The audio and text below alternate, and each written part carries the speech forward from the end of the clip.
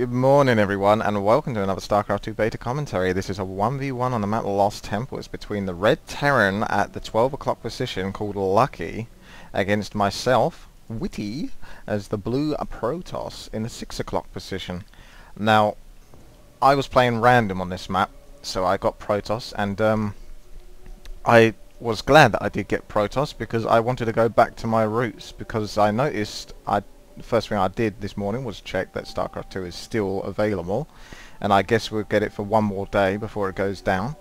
So I wanted to make the most of that and go back to my roots, like I was saying, because in one of my first videos, gameplay videos, I think it was my very first one, I did Stalker and Blink, and I tried to make that work.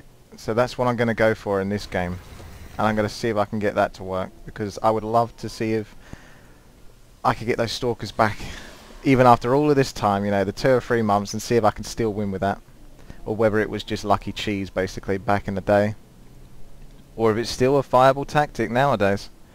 So yeah, my build, if you really want to look at it, I mean, I'll try and keep tabs on that, but I'll be speed building towards Blink first, and then get myself about 3 gateways, and then basically warp units in, and with 1 base only. I was tempted to get an expansion, but to be honest, I haven't played Protoss that much lately, so I don't know how well I can support an expansion. So yeah, I would need a lot more practice with that before I would decide to get that gutsy. But with 1 base, I could still manage it, supporting 3 gateways.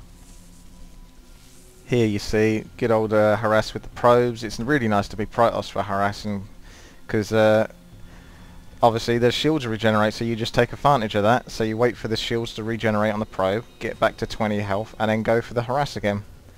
Now, this is the point where I do pay attention to the probe. Do not let go, because this is the point where he's going to want to try and grab your probe and kill it. There you go. So I've just wasted a whole ton of his time and still kept that probe alive.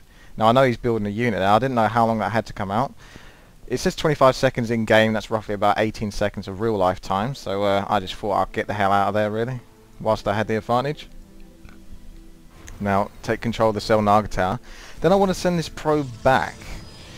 But I think I had second thoughts about that, and I think at some point I kept a probe later on.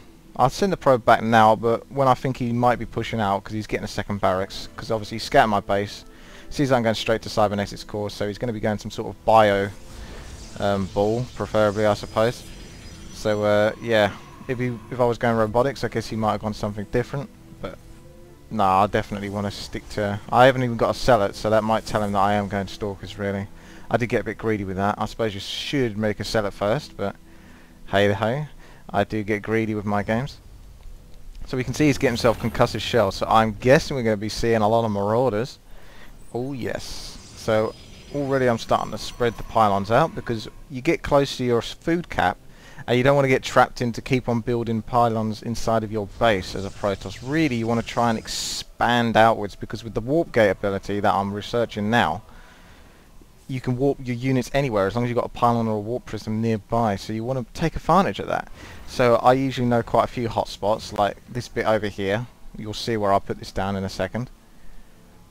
Now if I click on that pylon as soon as it goes down, you can see there's a range here, so I could warp in Stalkers or Zealots or whatever in that little gap, so I'm close towards his expansion. There's little bits like that. I could also put it a bit more forward and warp him up here, but I think I might need range of the upper ground. I've not exactly explored that so much. I've also taken advantage of this shadowy area here, because in between the trees you cannot see what's going on unless you go and venture in that way.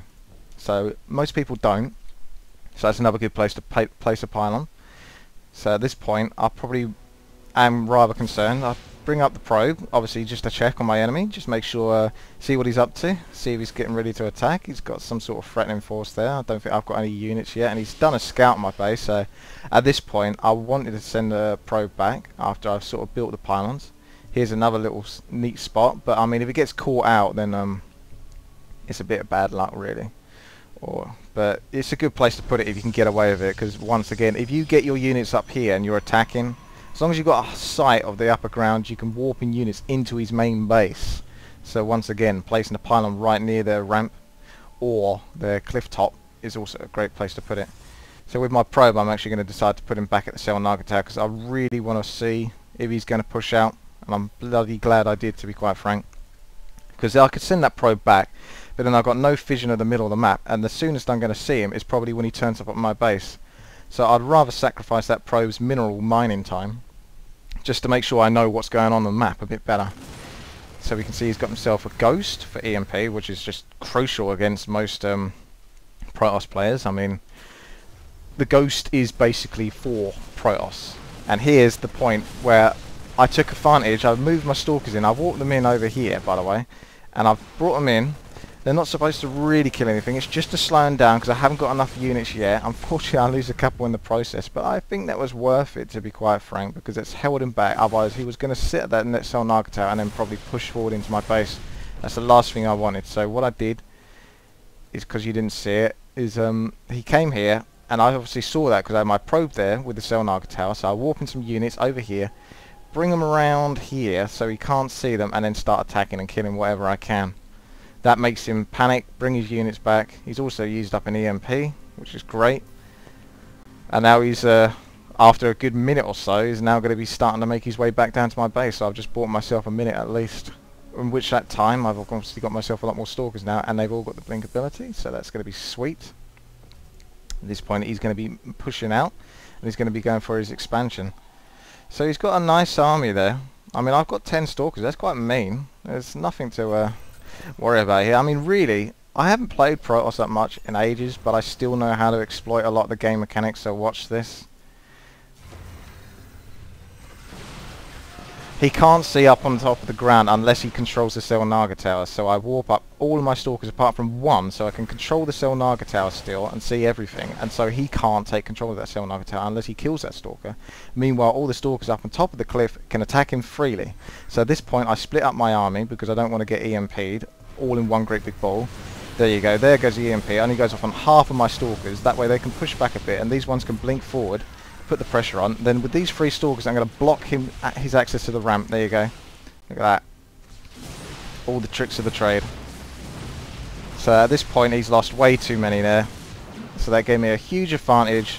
So I don't know whether the stalkers would have won in a straight up one-on-one fight, but if you use the environment and the game mechanics available to you, then you can certainly turn the game around quite nicely. Thank you very much for watching. This has been WTii. Please subscribe, rate and comment.